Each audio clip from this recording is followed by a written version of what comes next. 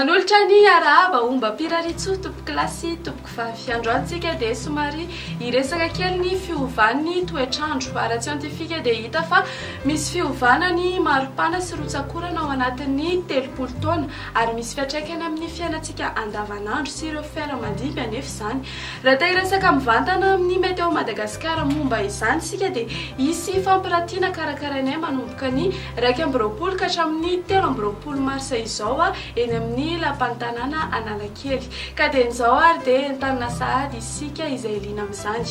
izay no hoe lahatra fa raha mahakasika ny vaovao momba ny toetry ny andro dia somary ho maina ny andro mandritra ny 3 andro fa mety hiserika kely moa izany any amin'ny alatsinainy sy talatany fa amin'ny ankapobeny moa dia tsy ho drivotra atsimo atsinanana no mandrafitra ny toetrandro eto Madagasikara raha ho any rapitso maraina ary dia ho maina ny andro saika manerana nosy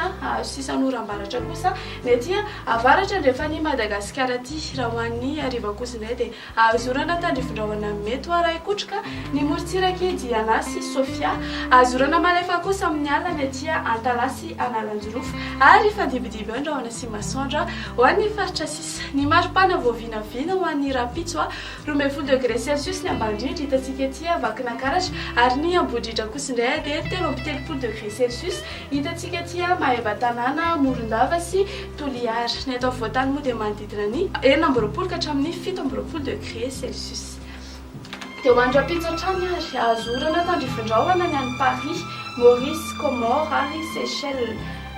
ifadibidiby arahona sy masoandro any Bangkok ary balika be masoandro any Johannesburg sy La Réunion